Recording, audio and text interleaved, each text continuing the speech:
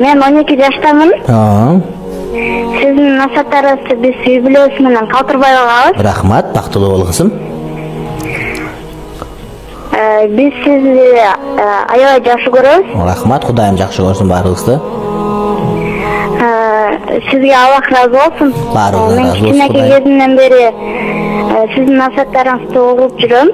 Рахмат, бактылуу. Сиздин насаттарыңыз менен мен эмне адал экенин, эмне арам экенин, эмне сооп иш экенин, эмне күнөө экенин түшүндүм. Сизди биз жакшы көрөбүз. Аллах разы болсун. Кече күнү, анан мурда күнү сиздин печатка кийгениңизди көрдүм. Ооба. Сиз мындан сырткары печатка кийип, маска тагынып, өзүңүздү сактайсызбы? Мен дайыма көчөдө аракет кылам, маска дайыма кийем. Эфирде чыкканда мында тоскоолдук болбосун деп жана аралыкта жакын адам болбогон себептен маскасы жок сүйлөйм, бирок көчөдө маска менен жүрөм. Көчөгө чыкпайм дээрлик. Радиого келип кетебиз, анан дүкөнгө барабыз, болду.